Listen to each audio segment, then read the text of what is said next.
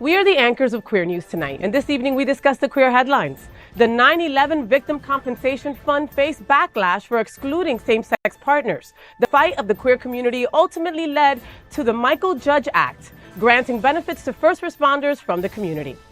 Ninth Circuit rules religious colleges can keep Title IX exemption, allowing adherence to biblical LGBTQ views without losing federal funding. While Harris challenged Trump on key issues, dominating the debate, Trump gave flustered responses and made unsubstantiated claims. To add to Harris's glory, Taylor Swift has endorsed her too. The upcoming Netflix documentary follows Will Ferrell and Harper Steele on a heartfelt U.S. road trip, exploring friendship and queer identity. Drag queen Priyanka voices concern after HBO cancels We're Here. Fearing a decline in queer content, co-creators express gratitude for the show's impact. You can watch all 4 seasons online.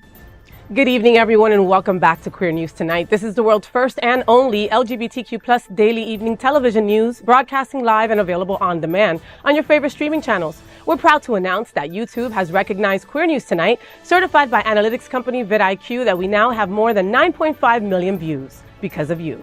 More than 500,000 of you have watched this show in the last 60 days. We say thank you. It is Wednesday, September 11th, 2024. We are live and literally out of the closet and into the headlines. So many of your important stories we're going to tell this evening on Queer News Tonight.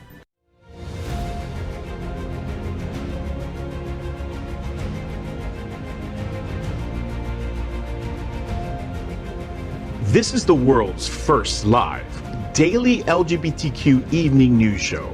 Literally out of the closet and into the headlines on Queer News Tonight. This is the world's first and only unedited live LGBTQ+ evening news show. Whatever happens unique in LGBTQ+ news, you will see it and hear it. HOTspots Magazine Happening Out Television Network is a nonprofit 501c3 media company in the same model of PBS and NPR, but designed for the LGBTQ+ community.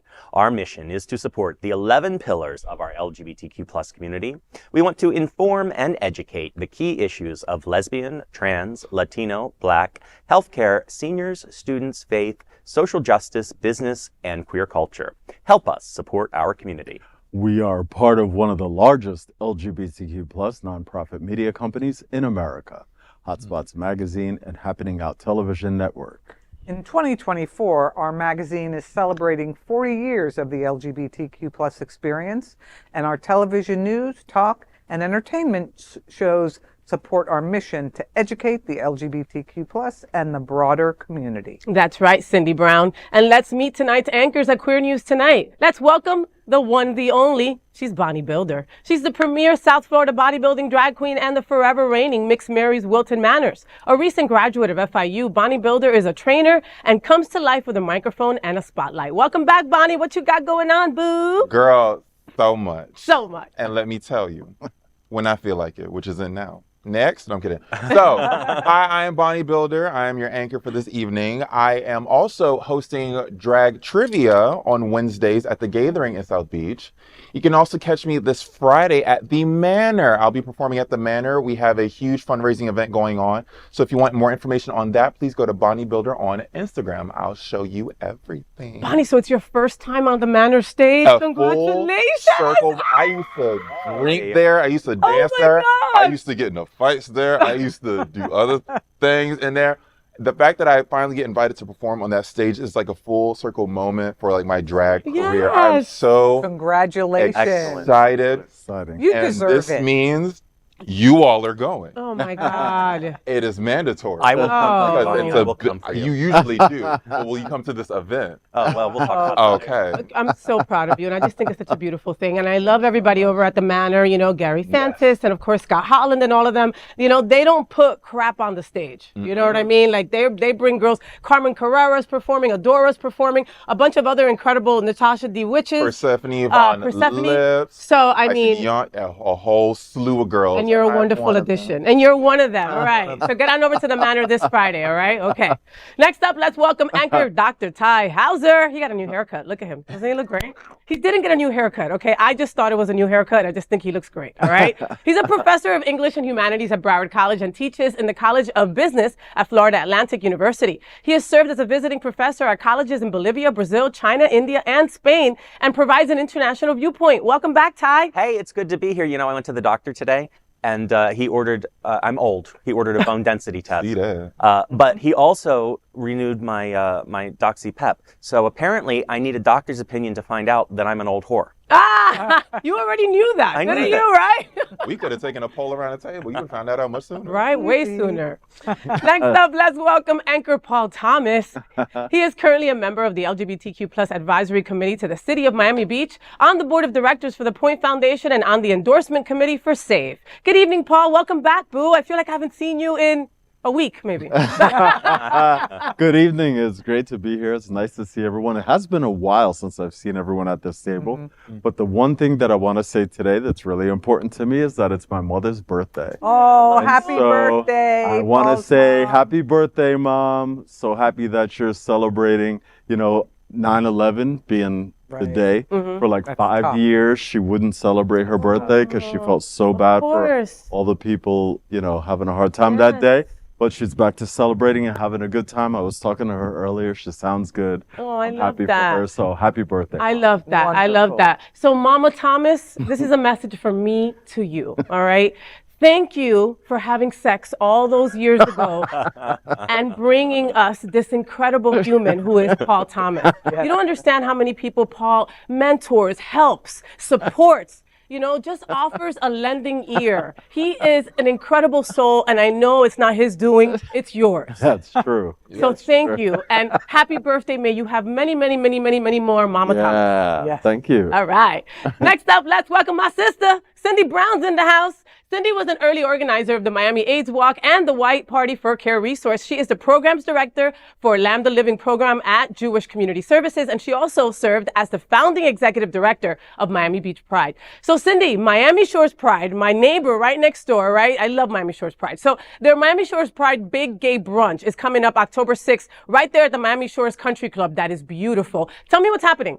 Well, who can resist a big gay brunch? Miami Shores Pride has been around for a few years. It's actually was created in response to the anti-LGBTQ legislation and rhetoric coming out of Tallahassee. And they formed their organization. They did a few festivals. This being an election year, the decision was not to do a full festival, but to do a big gay brunch. And the funds that we get from our brunch and the festival, when we have it again in 2025, benefit the Point Foundation and Safe Schools South Florida, right. because we know that they are our future. Yeah. And we want to make sure that they have the tools to become full, To become us. to become us. Yeah, because we're getting tired. That's for And so, Kidding.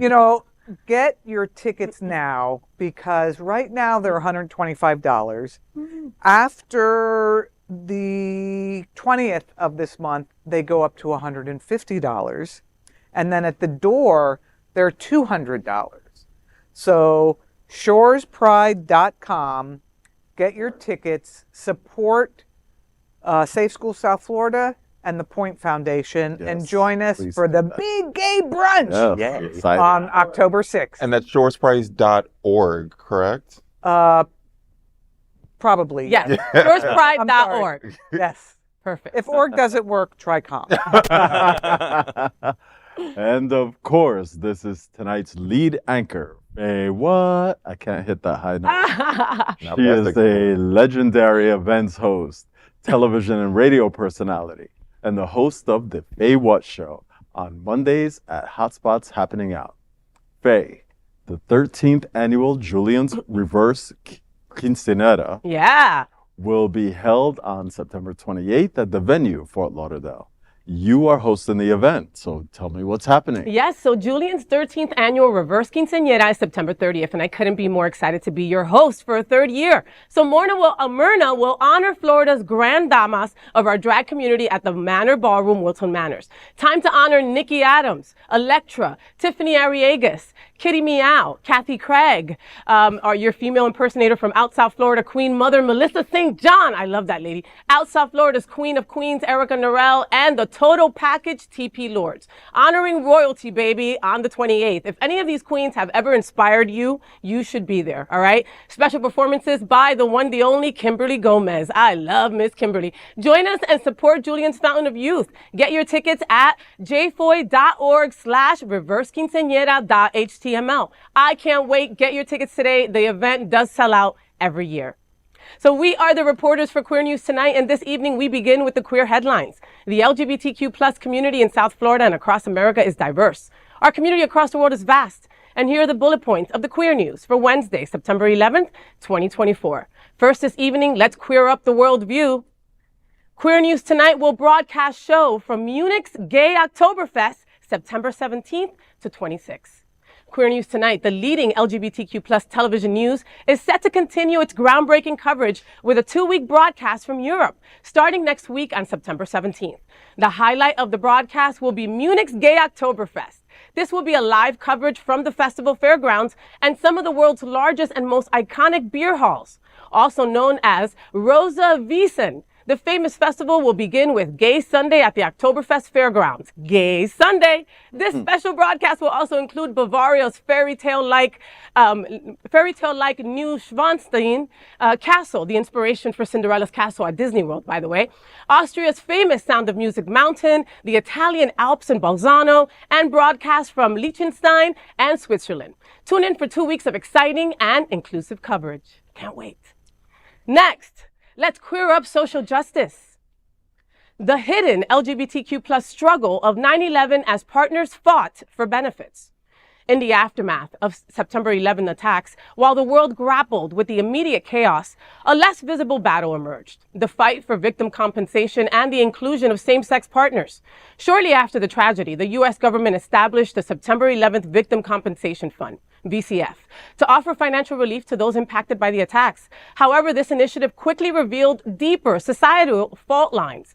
Recently, a Cambridge University press article has brought to light the contentious debates surrounding the VCF's distribution and its impact on LGBTQ plus rights. The VCF aimed to compensate families without resorting to litigation against airlines, but triggered significant controversy, especially concerning same-sex partnerships. Initial public and governmental responses were fraught with tension over whether same-sex partners should receive benefits comparable to heterosexual spouses. This debate reflected a broader societal shift, where the visibility of gay heroes like Mark Bigham and Father Michael Judge challenged traditional views and fueled legislative changes. Public sentiment fluctuated between support for gay rights and resentment towards perceived economic inequality. The VCF highlighted discrepancies in compensation, with wealthy victims' families receiving backlash over government payouts. This in turn intensified discussions about economic disparities, the notion of fairness in compensation. The struggle for inclusion culminated in the passage of the Michael Judge Act, which provided federal benefits to same-sex partners of first responders, marking a significant, albeit indirect, victory for queer rights in the wake of September 11th. This unfortunate incident happened 23 years ago today. Wow. You know, first of all, I can't believe it's been 23 years, kids. Yeah, like crazy. 23 years. Like, part of me still feels like it was yesterday, right? And you know, it's been so long. I remember, everybody remembers where they were at, you know? Watching the Today Show. I was working on Y100 here locally, and I had to tell our listeners what was going on. And we initially thought that it was a drunken pilot, you know, that had crashed into the World Trade Center. And, you know, during that time and before, we've had such an influx of people from New York move down here to Miami and South Florida. So there were so many people trying to just get answers and couldn't even get, you know, the answers. It was a very, very tough time, you know, and I love how some people post, you know, we should remember on 9/11 how people were on September 12th to each other, right? Exactly. Because that's such a sentiment that is so, especially through all the times that we're going through now. Now, this story talks about, you know, it made me uneasy just reading the story about how secondary our partnerships are considered, right? You know what I mean? Where it had to be something that had to be drawn out and fought for. I remember when the executive order was signed by Governor Pataki extending these benefits to partners under the state crime victims board. But a lot of people just thought that the 9/11 compensation fund was sincerely anti-gay. Because what people had to, the obstacles that partners had to jump through and get through, some partnerships, some people that had lost their people didn't get anything or like had to wait 10, 15 years to get a dime or any kind of help. I can't even imagine losing my wife. Right. And I can't even imagine having to go through that without any support from the government or watching TV and thinking that my marriage or my partnership with somebody is secondary to a heterosexual couple. Well, and then especially knowing that wealthy straight families were getting funding. Exactly. Right? And you're sitting there going, well, wait, what about me? And, things like this were a really strong argument for same-sex marriage. And 23 years ago, we didn't have that. Yeah. That's right. And if we did have it, this would have been less of an issue. Yeah. But it's just another example of how even if we're married, people still consider our marriages and our partnerships to be somehow not as important or not as family, not family. Yeah. Yeah. You know, we lost a lot of LGBTQ plus people that day, did. right? And there are people like, we talked about Michael Judge. We talked about the chaplain, he presided over gay men's funerals during the AIDS crisis when nobody would. Okay. That's the kind of stuff that he did, and he was, I believe, the first person that was killed in the first tower. And Bingham was the other gentleman, correct? Right. And he was on the plane that was headed in Pennsylvania, and he was on the plane that was headed for the Pentagon. And he and another passenger said, no, we're not, because they knew what was happening because the other planes had already hit the World Trade Center. So he said, he was on the phone with his mom and he said, I gotta go, I love you. And Wow. he and a couple other people on that plane are the reason that plane never hit the Pentagon. or the White House or anywhere else. Or it was, Congress. or wherever that it was going to. And that's when the last words were like, let's roll or something like that, right? That was them, right? that was it. him. They're doing it. But there was so many other people, that we also lost. What were you thinking, Paul? I was just thinking, I'm from New York, and that day will like forever be just, it's still like, did that really happen? And even to this day, you said 23 years ago, but even when I go back to the city today, because the World Trade Center was my marker. Yes. Like, if I didn't know where I was in the city, I would look up, and when I saw it, I knew that was south, because New York is a grid, and then I knew my north, south, east, west. And to this day, I will still look. And they put up the Freedom Tower, and that's super nice, but it's not the World Trade. You know what I mean? There's still like a hole up there that for me, there'll just always be this hole in the sky now. From that day. Yeah.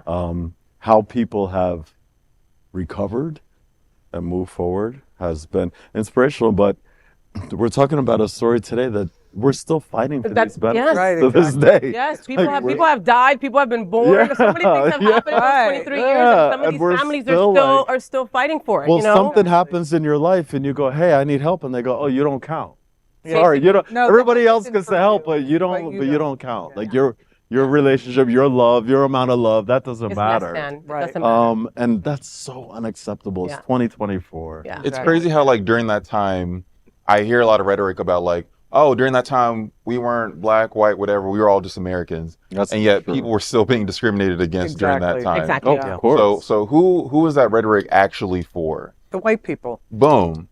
So I was, I think, 8 years old at the time. I was sitting in a classroom, no idea what was going on. Just saw a calamity happening, got picked up from school. But just to understand how like being married now, if any sort of tragedy like this were to happen, and to be told, you had a marriage, you had a wedding, it was great, awesome, you have the ring and everything, but you still don't count as like a valid married couple. So you're not going to get the same rights as a straight couple next to you. Yeah. That is absolutely heartbreaking. On one of the most tragic incidences of the world, to be told this craziness happened and you're traumatized, but we're going to continue to traumatize you by segregating you because of who you love. That is absolutely insane. Disgusting. It's horrible. And because, and before we finish this segment, I just want to give you a couple of names of some LGBTQ plus people that we lost 23 years ago. Pamela Boyce, she was the VP of World Trade Center firm, and she was a competitive disco dancer. Jessica DuLong was a writer from Brooklyn. Patrick Burke was a high school principal. 1 block away, he got all his students out and then decided to go help and lost his life. Right? Graham Berkeley, he was a concert violinist, right? The Brandhurst and Gamboa family, the 2 dads and their daughter, were coming back from a trip at P-Town. And those are just some of the LGBTQ plus folks that we lost. There are many, many, many, many more that their names will never be said. They will never be said again, But if you're ever in New York, you go over to that memorial, right? And you say your little prayer, but you also take a second prayer and you go, LGBTQ plus people that were lost this day, I think of you and everybody who was affected. Yeah, right. Absolutely. Thank you. Absolutely. Excellent. Well said. Next, let's clear up the courts. Appeals Court upholds Title IX exemptions for religious colleges. A 3-judge panel from the 9th U.S. Circuit Court of Appeals has upheld the religious exemption for Christian colleges under Title IX, rejecting efforts to strip federal funding due to their biblical views on LGBTQ issues. In the case of Hunter et al. Versus Department of Education et al., the court unanimously supported the exemption that allows religious institutions to adhere to their doctrines without conflicting with the federal civil rights law. The decision, penned by Circuit Court Judge Milan D. Smith, Jr., emphasized the long-standing tradition of accommodating religious practices as consistent with the Establishment Clause. The Council for Christian Colleges and Universities, representing nearly 200 Christian institutions, applauded the ruling. However, the Religious Exemption Accountability Project, which filed the lawsuit on behalf of over 30 LGBTQ students, vowed to continue their fight. The lawsuit, initiated in March 2021, targeted over 20 religious colleges alleging discrimination against LGBTQ+ students. Lead plaintiff Elizabeth Hunter, a former student at Bob Jones University, described the environment as scary and harsh due to the school's behavioral rules prohibiting same-sex romantic relationships. In January 2023, U.S. District Judge Ann Aiken ruled against the plaintiffs, stating that they failed to demonstrate discriminatory intent behind the religious exemption granted by Congress decades ago. The Ninth Circuit's decision reinforces the legal precedent allowing religious institutions to maintain their doctrines while receiving federal support. So I'm going to be a bit controversial here. I think they got it right. But I think they got it right within a context that's wrong. And by that, I mean, we should have separation of church and state. And I think that's fine. Although I don't know that they should be receiving funding anyway as a religious institution. Right. But we have this blend of public, private, religious, not religious entities. And they're, churches that should be being taxed because they're absolutely not doing religious things should be taxed. So they got it right in this one slim instance, but the overall picture is deadly wrong. Have you ever worked, as a professor, you have worked everywhere in a bunch of different countries. Have you ever worked for a religious institution? No, I never have. I would never go to a place called Bob Jones. The problem is, as soon as they receive $1 federal, then it becomes public domain. That's all of our tax dollars. And we should not be funding discrimination. Yeah. Right. And so if you want to be private and you want to have special rules that only allow special people, then you can have your private organization, any But kind of not with organization. not with my but tax not with dollars. public Right. money. Yeah. Then you can raise your Exactly. money and you can have your little whatever you want to have. Yeah. And it can only be for you. But as soon as you start taking public money, now you're part of the public domain. That means you have to follow federal civil rights laws. Exactly. And this is a bunch of crap. Yeah. Taking our money to fund hate. Hate. Taking the public's money and going, oh, by the way, you get to discriminate against a whole class of people. That's not acceptable, and it's totally incongruent with the actual law itself, which says you cannot. When you receive, I know in healthcare, if you receive, but through the Affordable Care Act, which is legislation, it's a law, it's not health insurance, it's a huge civil rights law.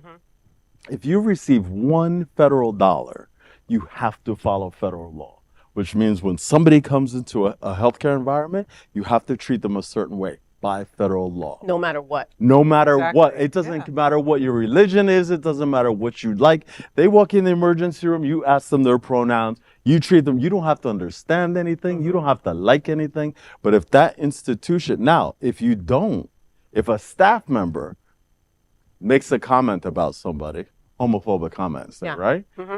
That person can sue the institution and the individual for violating federal law. So why should this school get to take federal dollars but make up their own rules? Yeah. But nobody else can make up their own rules. But it's so true. Why should they receive our money at all? It's so true. You know, my wife Fund your hate yourself. But any religious institution can do that. So, or ideally, any religious institution could do that. So if you have a religious institution that's going to do something opposite, they deserve the same opportunity is the wrong word. They deserve the same right to kind of assert that religious doctrine within their school, regardless of whether or not it's a Christian doctrine. They do, but they can't take federal money. As soon as you take federal money, you stop, the whole Christian thing goes to the side.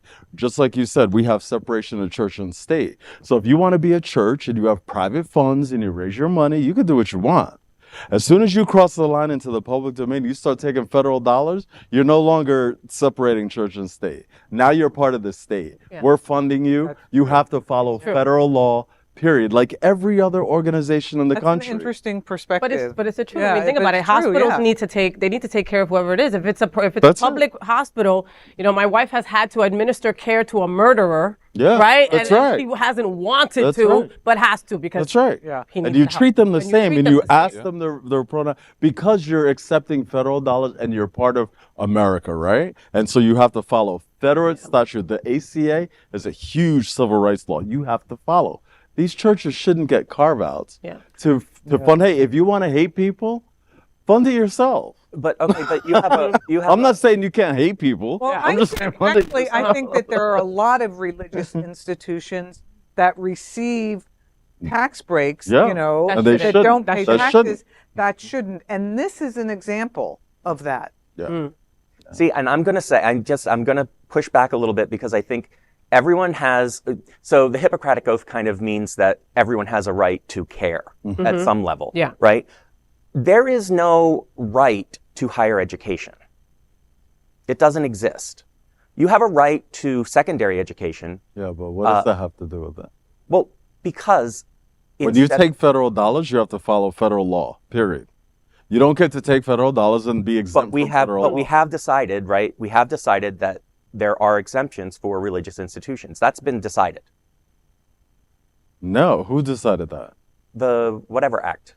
Act. That was in the story. Yeah, but that doesn't mean that it's wrong. That doesn't mean that act is right. And I'm not saying that it's right or wrong. I'm Boys, saying I really don't think it's going to be the last time that we hear about this, especially since the girls are, you know, they filed and as they should. And they're you know, appealing. to LGBTQ plus people that want to work in these institutions, I don't understand why. Right. But you should be allowed to and to be your true Some authentic people self want while to change doing from so. within. You know, You know who taught me that? Reverend Juan. He said look at some that. people want to change from within, some people want to change from without.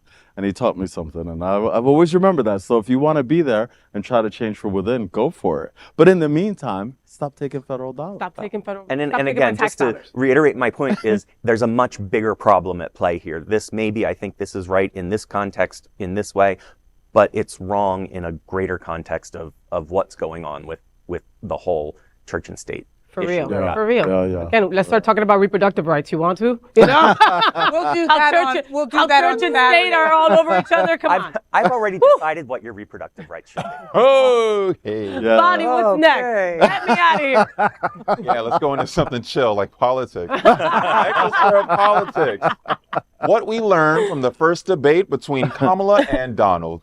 In a fiery presidential debate on Tuesday, Democratic candidate Kamala Harris took center stage, challenging her Republican rival Donald Trump on several fronts. With her prosecutorial acumen, Harris, 59, launched a barrage of criticism targeting Trump's fitness for office, his stance on abortion, and his tangled legal issues.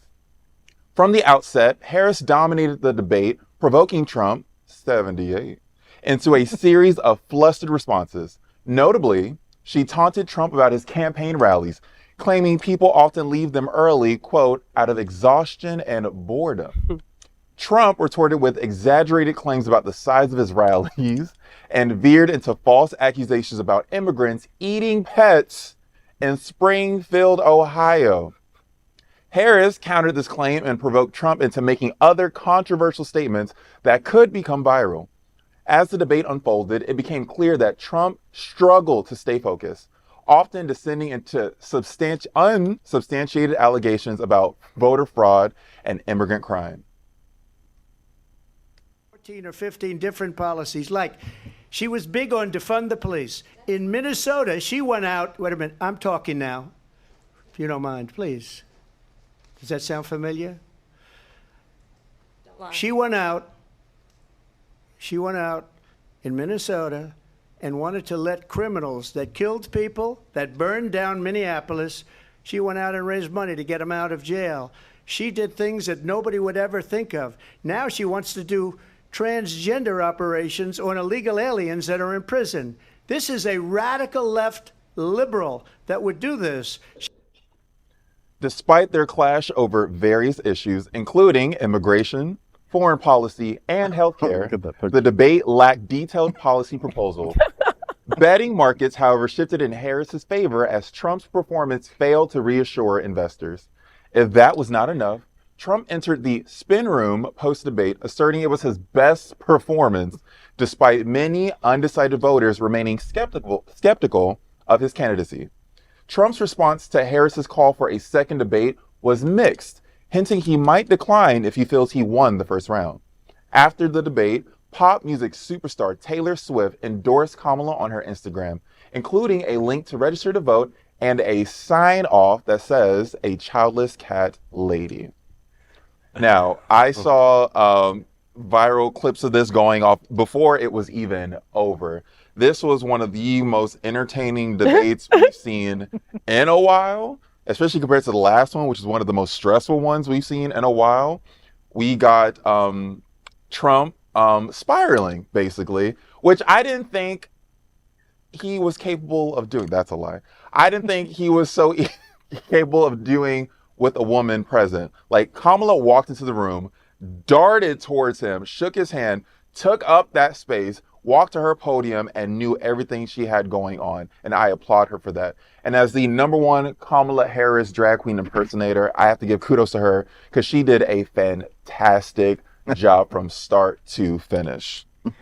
Listen, I have to support and co-sign what Bonnie said. This was one of the most entertaining evenings I have had in a long time. Like, I was stayed up late for it. Look at you, Cindy, right? She was breaking night there to watch the debate. I just was blown away by, Kamala used all her tools yesterday to not F a person up. You know what I mean? You could just see it in her faces, right? Because something that happens with Black and brown people is that we can't hide our distaste for you, right? When it gets to a certain point, we really can't. When we're 1 second away from getting the Vaseline and taking off our earrings, our face says it all, right? Yeah. And her face just said it all.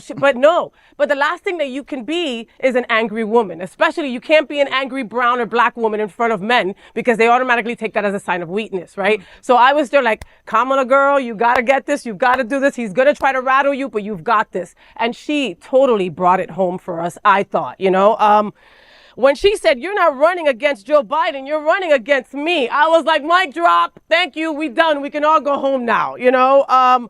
When Trump started talking about the transgender surgeries on illegal immigrants, I was like, what is going on with this man? I never heard that. I had even posted like, hey, let's start a drinking game for people. Every time he mentions immigrants, take a picture, take a shot. People were on the floor by 20 minutes in. There was so much going on, when the reference about her being Black, not being Black, where he was like, oh, I read she was Black. And then, she's not Black. She could be whatever she wants.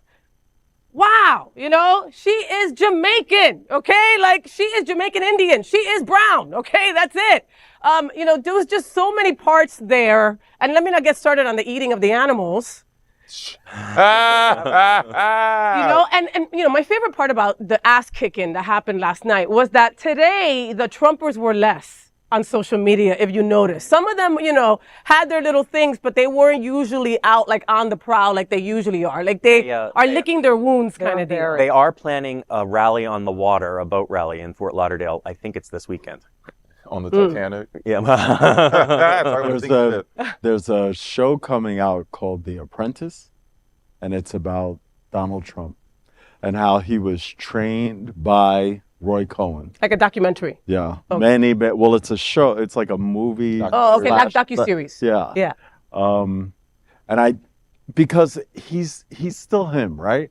It's like, it's so boring already. It's like, he's going to come out, he's going to lie, he's going to say weird things about, like, he's going to be really offensive to a whole lot of people. I don't know why he gets to do this to other people, but for some reason he gets this pass. But then when you look at The Apprentice, if you care at all to do such a thing, you'll see how he was trained there. You never admit you lost. You never admit defeat. You always say that you won. You always say that you were the best. You always said that it was the biggest.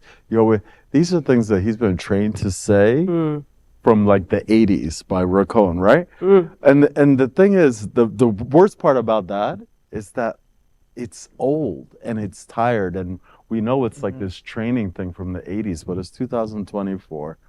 And all the people, right? And he's almost 80, and the people that fall for it, now. like the people that vote for him, they don't care. They don't care. That it's just part of his game. Like, they don't exist. Yeah. They're just part of his game. He's doing what he was trained to do.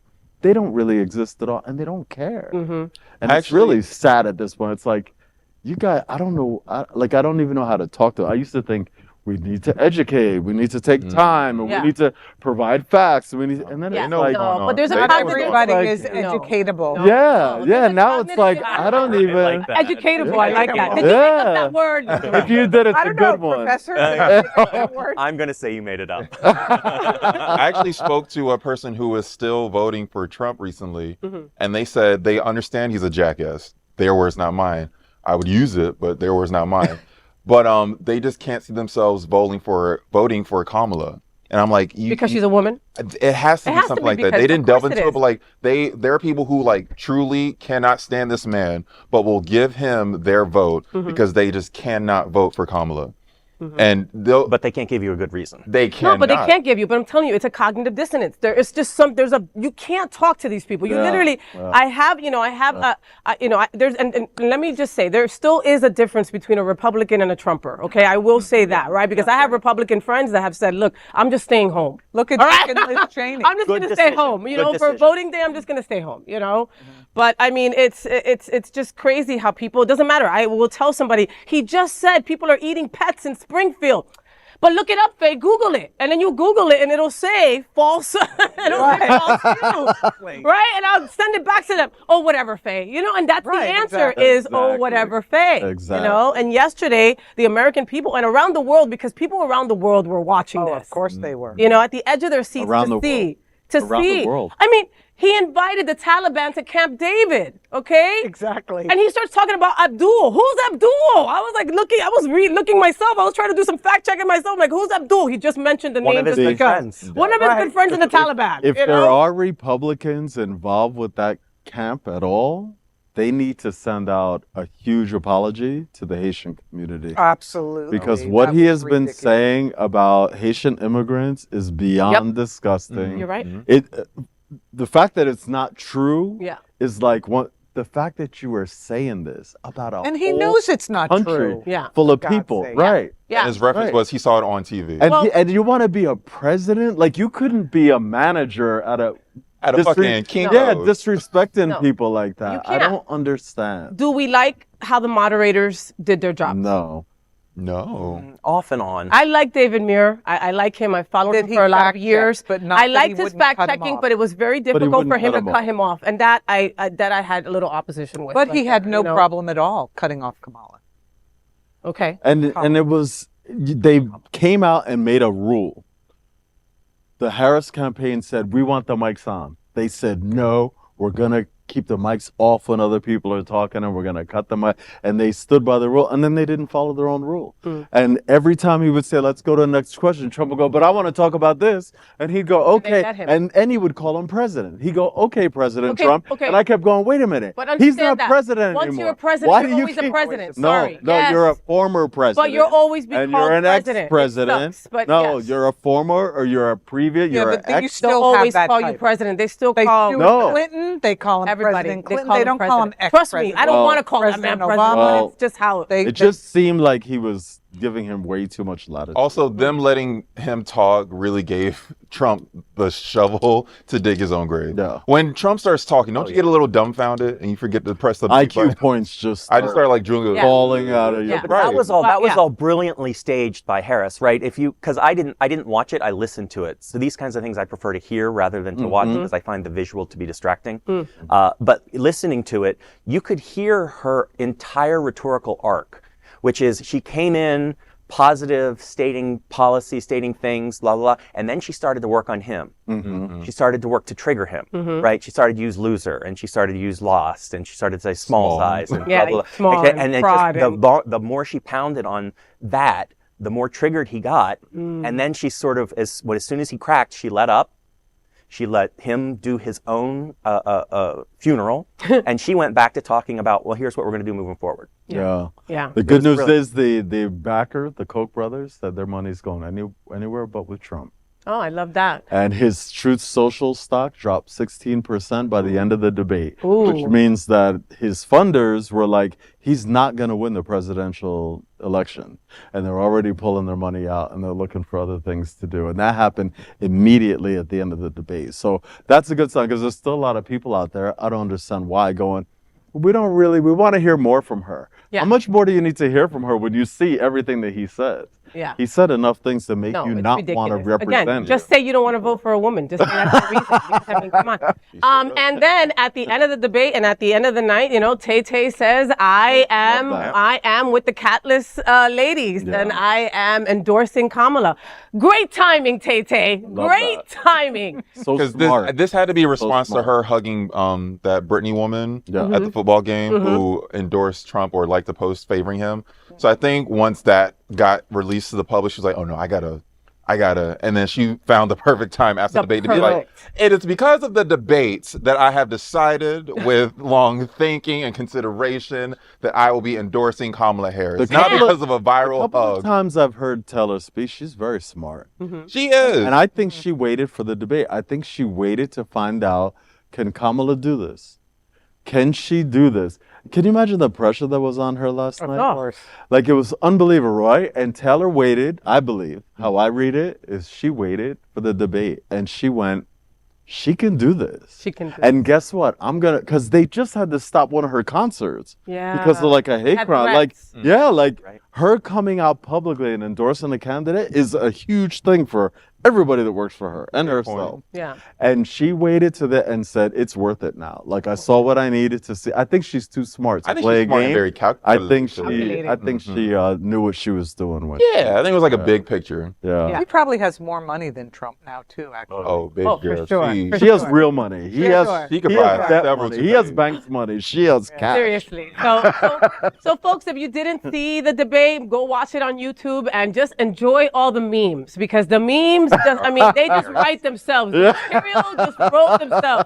That's the only thing about Trump. And I'll say one good thing about Trump: his hair looked good yesterday. I don't know what. I don't know who poofed it out. I don't know if you got a new toupee, but the colors were working and everything. You know what also looked good? That gunshot ear of his. That looked really Yeah. good on Woo, him. wow, like, wow, it looks so perfect. Oh my A God. prosthetic or Like what? They nothing did ever really good happened. work. Like nothing ever happened because nothing did. All right, Paul, what's next, baby? All right. Next, we're going to queer up entertainment. I love this story. Finally, a good story. A good news story for everyone.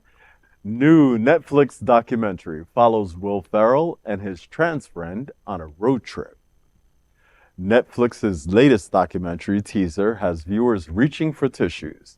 The trailer for Will and Harper set to release on September 27th with select theater screenings from September 13th, promises a heartwarming journey of friendship and self-discovery. This touching documentary follows comedy legend Will Ferrell and his friend Harper Steele, a former Saturday Night Live writer, as they embark on a 16-day road trip across the U.S. Their journey explores their evolving friendship after Harper came out as a trans woman during the COVID-19 pandemic. The trip is a chance for Harper to reintroduce herself to the country she loves, and for the pair to reconnect through shared experiences and humor. Early reactions to the trailer have been overwhelmingly positive, praising the film's blend of comedy and emotional depth. With a perfect 100 rating on Rotten Tomatoes, critics have lauded his heartfelt portrayal of friendship and acceptance. Richard Lawson of Vanity Fair notes the film's strength in addressing oft-ignored topics, while Brian Tallarico of RogerEbert.com appreciates the genuine companionship on display. The Guardian's Benjamin Lee commends its sensitive examination of allyship and support. Will and Harper is set to be a must-watch for those seeking both laughs and profound reflection on friendship and identity. Hi there, I'm Will Ferrell, one of the greatest actors in the world. A long time ago, back when I was at Saturday Night Live, I met a guy who was hired as a writer the same week I was hired. He wrote a bunch of sketches for me and eventually became the head writer of SNL. And over the years, he became one of my closest friends. And then one day, I got this email. Hey, Will, something I need you to know. I'll be transitioning to live as a woman. I don't doubt that Will is my friend, but I'm not Andrew Steele anymore. It was just, whoa. I love this country so much, I just don't know if it loves me back right now. Harper, would you want to do a road trip as this new version of yourself and at the same time figure out what this all means to us? You recognize this guy? This is a Hollywood movie star. No. You don't recognize Okay. That's okay. Roll up the window. Were you a little worried about how to talk to me when I came out to you? Yeah, probably a little nervous. There are no ground rules with friends, I'm telling you. I invite any friend of mine to ask me these questions. I am not afraid to talk about them. There's a question. Do you think you're a worse driver as a female driver? That's the dumbest. That's so... No, that is so... Oh, fuck you. Zing! But I am. Woo! Yeah. Oh, yeah. This is my friend Harper. How you doing? Nice to meet you, bro. Hey, not a bro, though. It's a she, but that's okay. Sorry. This is probably around the age where I started to feel just kind of weird. Yeah. I used to come out to these kind of places before, and then I transitioned and I got a little afraid. You know what I'm saying? Oh, yeah, come out. I'm not really afraid of these people. I'm afraid of hating myself. All I want to do is live.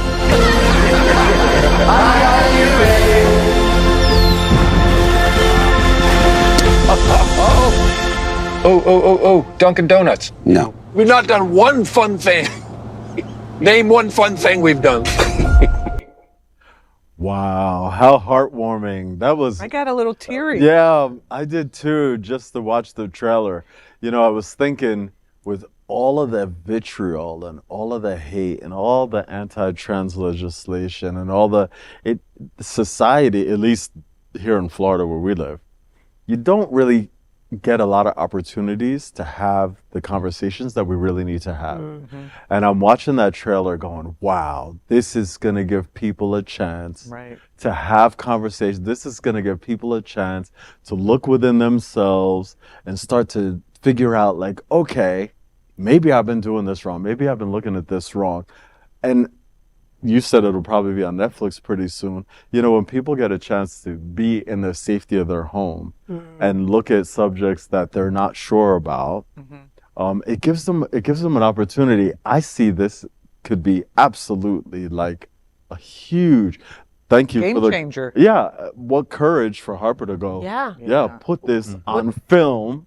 Like that. Yeah, right? That's huge, right? But like, wow, this could change a lot of lives. I love that the educator in you says that. You know what I mean? Where you're like, this is just such a great educational moment for everybody, Like, I think, Will Ferrell's one of those comedians that everybody likes, right? It don't matter if you're black, white. I cannot stand it. Okay. You have to Okay, say it. except you, right? But everybody knows of like The Elf. Everybody knows of these movies that like have been like part of our culture for so long, And so for the most part, he kind of, except Tai, everybody kind of likes Will Ferrell. So like to his point, to what Paul is saying, like this lets people that like don't have to tell anybody that they're watching a documentary about someone who is going through their journey of transitioning at home in the comfort of their own home, and get educated on it, like Will Ferrell was. So Will says that he didn't know shit about the transgender community until Harper came out. Right. Okay. And Harper just came out to him during pandemic. So that was just in these last couple of years that,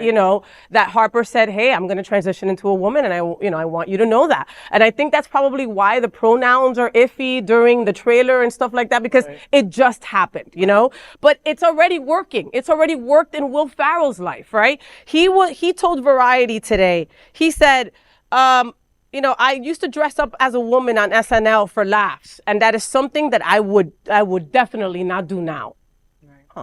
I think he's learning. He's learning. Yeah, it's a beautiful story. And for people to be able to experience that, how you can move through this with friends. I mean, I know a lot of trans people are horrified that they're going to be,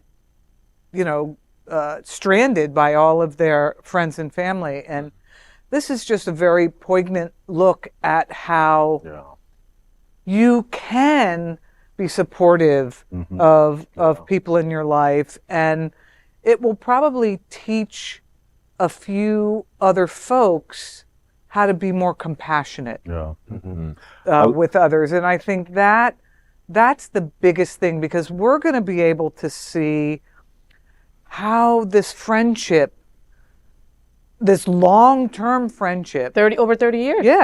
How it adjusts and adapts, but it's still a friendship. And in the part in the clip where the SNL, Tina Fey, and all the other folks with SNL are sitting around a table with them and laughing, I mean, that's so heartwarming. Because so many don't get that. And do we remember Will Ferrell doing all, he made so much money off being President Bush. You know what I mean? And, for him now to be this person that is understanding and evolving as a freaking human. Yeah. Absolutely. The part in the clip where Harper said, were you nervous about how to talk to me? And he said, yeah. And he said, yeah.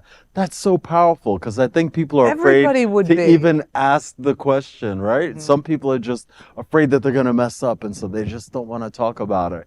And to be able to watch somebody go, yeah, I wasn't sure what to do. And for her to go, that's okay. Like, we can talk about it now. Right. Like, giving people permission to, like, let's have this conversation. Let's get to know each other. Yeah. Like, in There's this way. clearly a trend happening of older celebrities using their platform to stand up for the queer community. For example, Sheryl Lee Ralph, she recently made a statement telling people of her generation, get people's pronouns correct, address them how they want to be addressed. It's not that hard. So to have people like Sheryl Lee Ralph and Will Ferrell, people who've been in this industry forever, our grandparents know these people. Yeah, Jamie Lee Curtis. Jamie Lee Curtis, our grandparents know these folk, and for them on these platforms to say, even at our grown age, at our big age, we can still address people properly and respect people and respect the queer community. And learn. It is never too late to learn. Absolutely. Also, I appreciate this film. I will say this, and I'm very curious to watch it. Bringing Harper and Will going to like middle America, as we've seen in the clip, and how they're treated in the bar environments. I'm expecting a lot of awkward moments, a lot of tension, and also a lot of heartwarming moments. This does not take away the threat that trans people have to deal with going to places like middle America. Because you don't have Will Ferrell with you. Exactly. Like Will Ferrell has a and they're white. Crew, and they're both white. And they're white.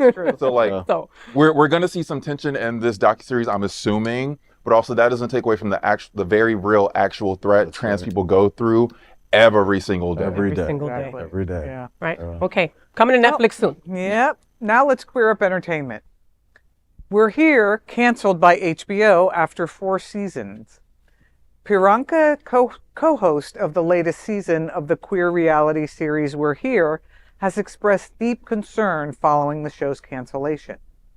Originally featuring RuPaul's Drag Race stars Bob the Drag Queen, Shangela, and Eureka O'Hara, the HBO series was known for its compelling portrayal of drag queens traveling across the U.S. to uplift small-town queer communities through one-night-only drag shows. The show, which highlighted the struggles of LGBTQ plus individuals in rural America, has been renewed for a 4th season with Priyanka, Sasha Velour, Jada Essence Hall, and Latrice Royale. However, it has now been axed, leaving fans and participants disheartened. On TikTok, Priyanka reflected on the cancellation with visible sadness. We're Here just got canceled. The last season that Sasha, Jada, Latrice, and I just did was the last and final season for now. I'm very, very, very, very, very sad. Because, well, many reasons. But the main reason being what the show does for people and the help that it gives the community in small town America. Makes me worried for queer content to be canceled and not renewed. It worries me that things are going to get a little conservative. But that's why we keep fighting and keep supporting the drag queens and the trans girls and the non-binary artists and the queer community, the lesbians, the gays, everybody all under the umbrella. Please support all of us. Buy those tickets. Come see me on tour. All of it. It's really sad. What an iconic show. End of an era. Co-creators Johnny Ingram and Stephen Warren expressed their gratitude, noting that the show's impact would endure despite its end. HBO echoed the same sentiment. We're Here remains available for streaming on Max in the US and Sky Max in the UK. Well, it's unfortunate that they're canceling it because one of the things that I always think about, I live in Miami. I can be as gay or lesbian as I want walking around in Miami. But when you live in rural America, you can't. And having experiences like this let you know that there's a much bigger world out there for you. And also there are a lot of folks in rural America that really aren't getting out of rural America. Yeah. And it's just so sad because it was also something that you can watch from anywhere and get feelings of inspiration and feel uplifted. I'm just sorry that it's being canceled, really. Well, I mean, I posted, We're Here is getting canceled, and somebody's like, it's not getting canceled, it's just not being renewed. Isn't that the same thing? Wow. Okay, right. Okay, so much to unpack here. It's hard to do this, okay? I loved We're Here, the original cast, right? I loved Shangela. I love Bob the Drag Queen. I love Eureka, right? These 3 names became even bigger superstars during their filming of We're Here, right? With other side projects, right? Bob was touring with Madonna, for God's sake, right? But there were issues, right? Shangela had a bunch of sexual accusations allegedly towards her. Eureka couldn't stay out of rehab. There was a lot of stuff happening with those 3 girls, right? And there were rumors saying that they wanted more money and stuff like that, whatever, blah, blah. So they ended up replacing them with the new crew of girls, right? So it was Priyanka, Sasha, Jada, right? And, oh wait, am I missing one? Oh yeah, and Latrice.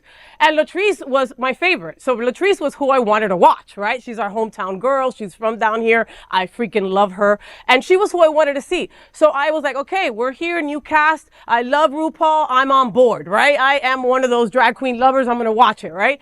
That shit was so heavy. So heavy. They were in Oklahoma. I think it was one of the first cities. And the first episode didn't have most of the girls in it. Okay, I don't remember who it had in it, but it was just very long, very heavy, very difficult to sit through. It took me about 3 times to sit through it. And then once it got canceled, I was like, okay, you know, I mean, and I was like, where is, I just want, you know, I want Latrice. I want Latrice, right? And when Latrice came on stage, there was more energy, there was more fun, there was more into it, you know? You can tell that Priyanka loved what she was doing. She connected with all the queer kids and all the people that they were transforming into drag queens. But something didn't land. I thought it was just too freaking heavy. And I'm not the only person that has said that, unfortunately, you know? The little bit that I read said that it was viewership. Well, so these decisions are always made based on viewers and on money, right? That's really what it comes down to. Yeah. But the other thing that it has run for 4 seasons. What we don't understand in the United States is, like, not every show runs for 30 years. No, of course not. You know, of course not. But we're used to really long series. The rest of the world doesn't have that. Like in Europe, they're lucky to get like a 2-parter that's 6 series each. Yeah. And that's it. And they're done. And so they run its course and it's done. So perhaps they're going out on top. But they're not. After one season with a new cast, that's how you're going to go off on top? There's one more season coming, right? Maybe no, they that's need it. to, That's the last one. Season 4 aired already? Yes. Yeah. Oh, it did. Maybe if that's what why I just finished watching. Maybe if what you're saying, maybe if a lot of people felt like that and so viewership dropped, it's emotionally maybe taxing, somebody needs to revamp it a little, find a mix of some of the energy and the fun to keep it light enough that people want to. But that's unfair though, Paul. That's unfair that like we can't see true and reality shit that's happening. You know what I mean? Well, I mean, we want to see both. No, but I'm saying we want to see drag queens pretty and entertaining us. We don't want to see the horror that queer people are going through in Oklahoma, that they can't be their true authentic self. These girls were getting death threats. There ain't no reason why a drag queen should be fearful for their life when they're going to do a gig, you know? But right, and you're absolutely right. But the thing is, but if people are not tuning in and watching, then they're not getting the lesson. Yeah. And so you have to figure out a way to make the show, temper the show in a way that it gets the viewer there so you can teach that lesson in multiple different ways. True. Otherwise, you end up getting canceled and lose out on the whole thing. And the good thing is that we know that productions companies like HBO and Netflix, and they're out there building new shows already, right? So I'm sure they've got something in the works that's going to maybe reinvent this. You know what I mean? Like they're not afraid to make these shows. Yeah. So, Yeah. What do you think? That's a Bonnie? It was a very emotionally taxing show. Okay. I made it through season 2, I want to say. Bob the Drag Queen was a big draw for me. When the cast changed, I heard rumblings of drama in the background, but I figured that wasn't any of my business. But when I saw the cast, I was like, okay, Priyanka, Canadian pop star. I don't know how she relates to like this sort of platform. Sasha is very not mental. What's the word I'm looking for? Very brainy. Okay. intellectual. She would know that word. I can't. But I don't know how she would do. Latrice is just a fantastic time. And Jada Essence Hall is one of the most beautiful people in the world. So how's anybody going to relate to her? So I just thought the mix of queens that they had on board, I didn't know how their chemistry would work. And when you have raw, true chemistry, that can carry a show for eons. Yeah. For example, what's that show? The 4 gays, the 5 gays? Queer Eye. Queer Eye. Their chemistry is the reason people tune in. They want to see the stories, but they also want to see how these people interact with each other. You know, 2 people quit, right? I heard that. Well, I stopped watching a while ago, so I wouldn't know. But I do love having queer shows on television, whether I watch it or not. Just like keep busting it out, keep having it out there. And this show will inspire more shows like it, because this show actually won Emmys, I believe, in the background. So as long as this show produces more shows like it or more platforms for queer people, that is a good side of this happening. Okay. Next, join HOTspots Happening Out as we celebrate 40 years with Margaritaville at Sea. Set sail on an unforgettable 4-day escape with the nonprofit HOTspots Happening Out Travel Club aboard the vibrant Margaritaville at Sea paradise. Enjoy complimentary transfers from 17 South Florida cities, whisking you straight to this floating paradise. Dive into our exclusive 40th anniversary events, where you'll savor gourmet dining, lively parties, and thrilling entertainment. Discover the beauty of the Bahamas from Freeport to Port Lucaya, or unwind on deck with exhilarating activities. With a free cabin upgrade and effortless cruise connections, this is a celebration like no other. Book your adventure now at happeningout.travel and join the fun.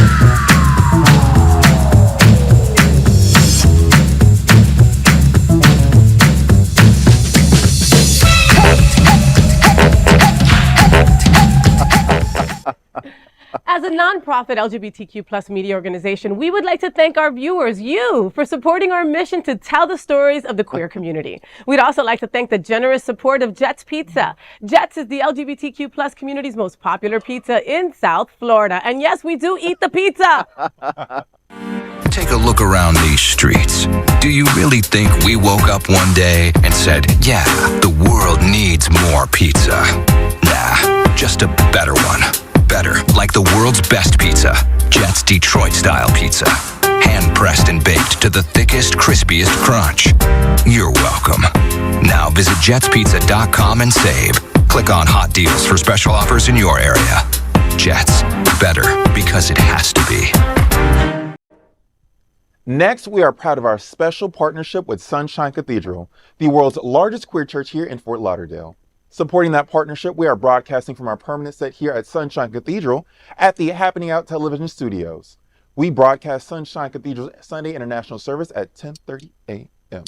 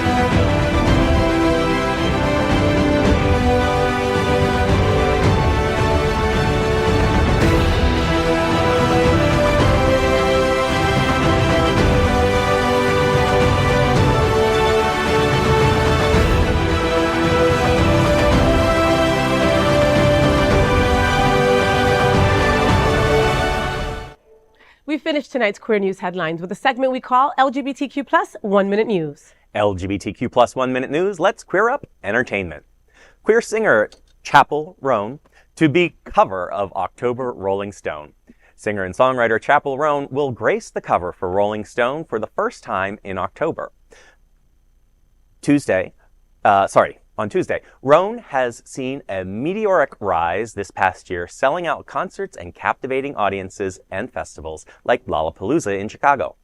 Her music resonates with LGBTQ plus audiences, including tracks like Good Luck, Babe, about loving a girl who isn't yet comfortable with her sexuality.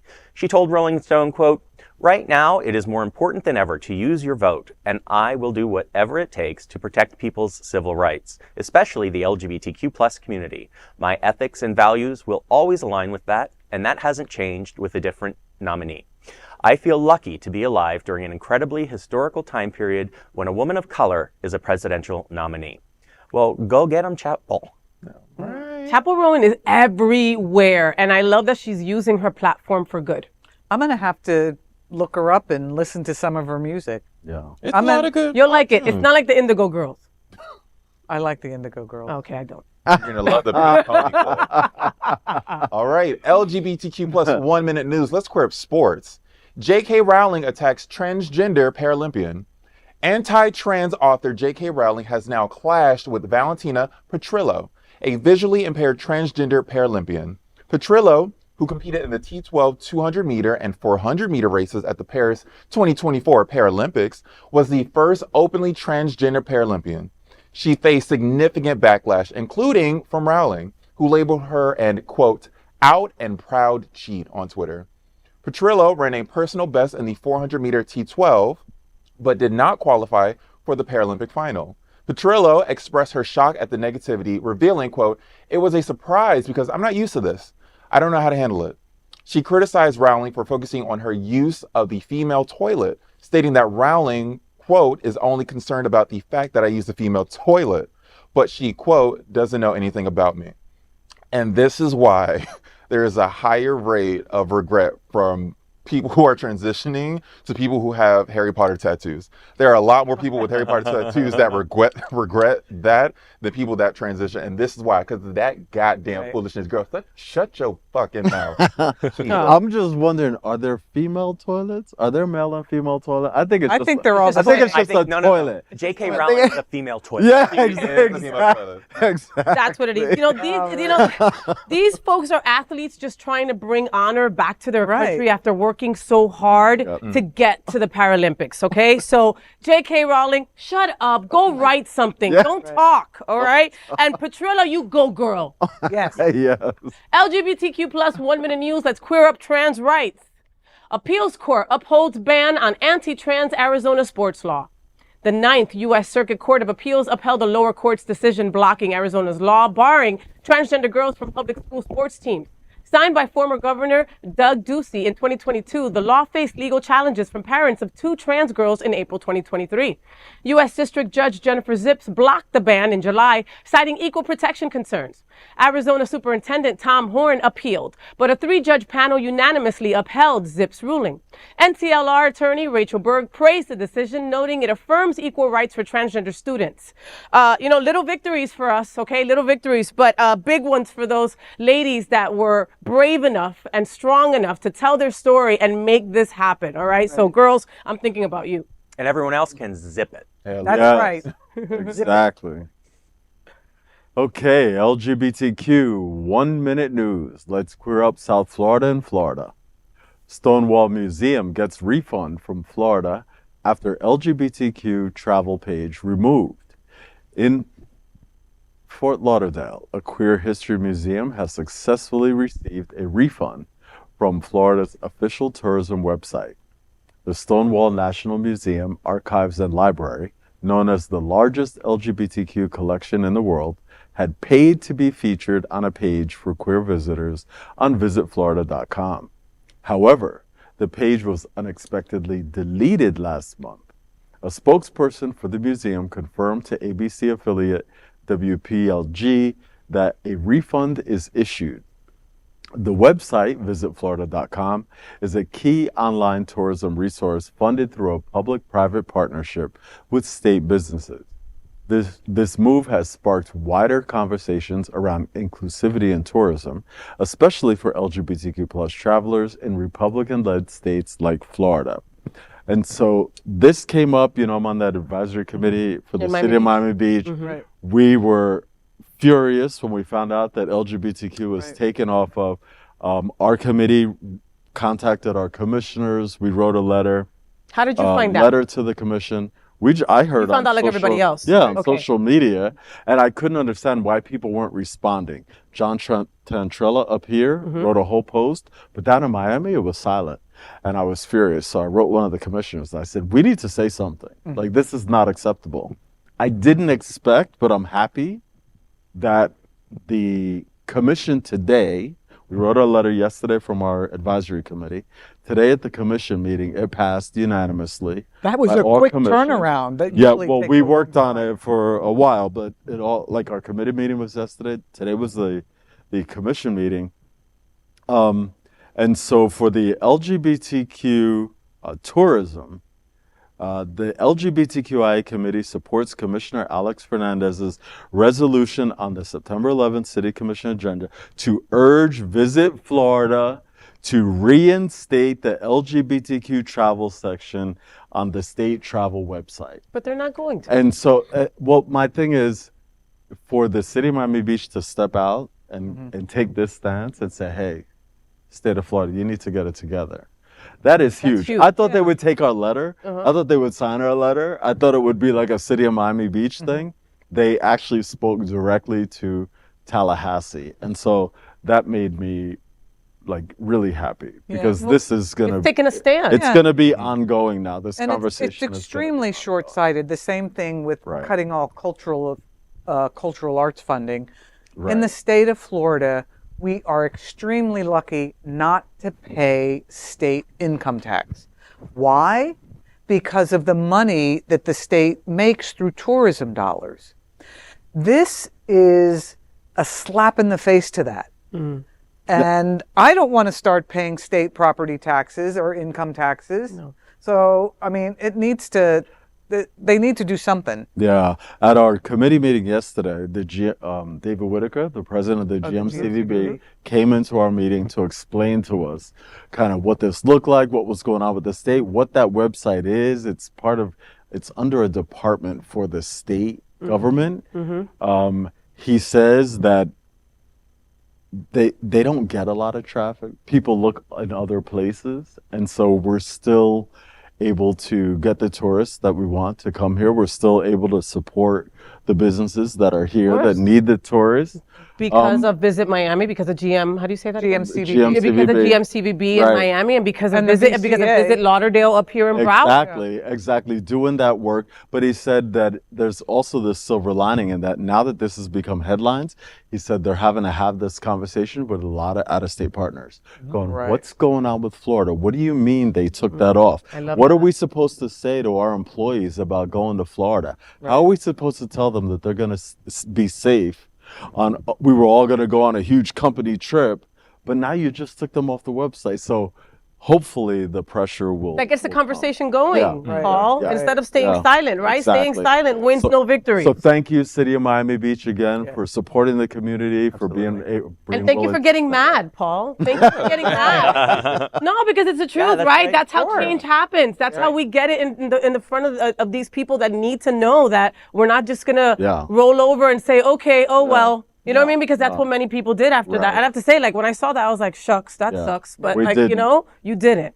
I'll bend over, but I won't roll over. Go ahead. Okay, LGBTQ plus 1 minute news. Let's queer up politics.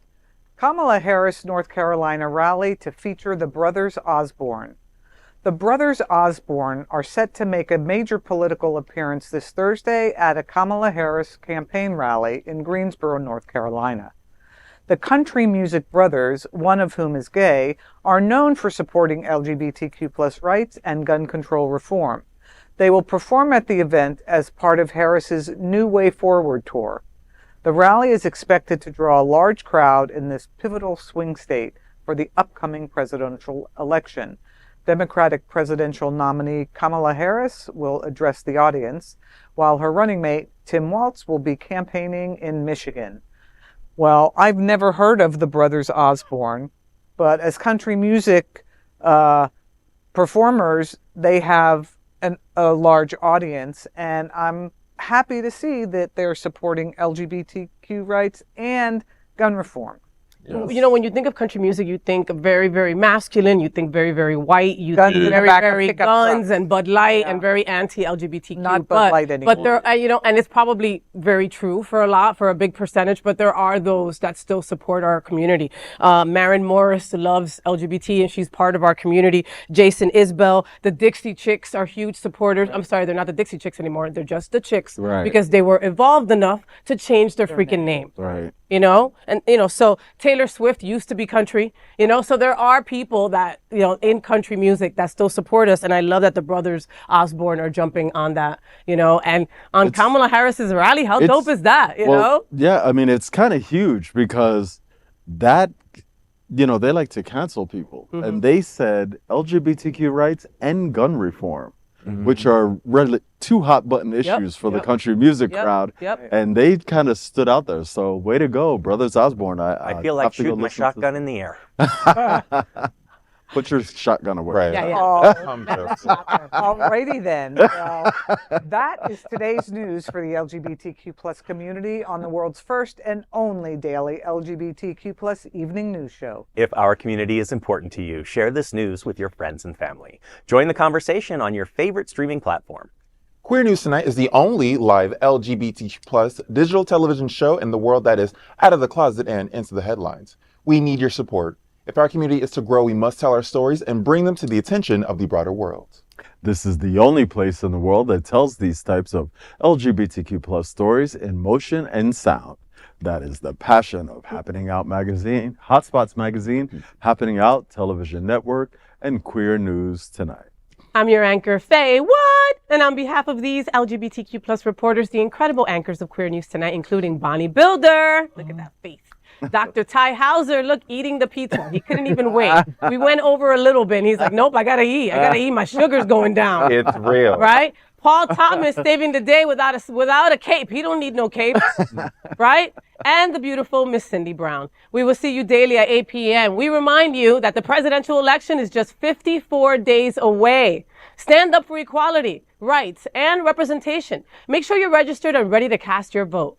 Let's make history. Let's vote for a better future. See you next time.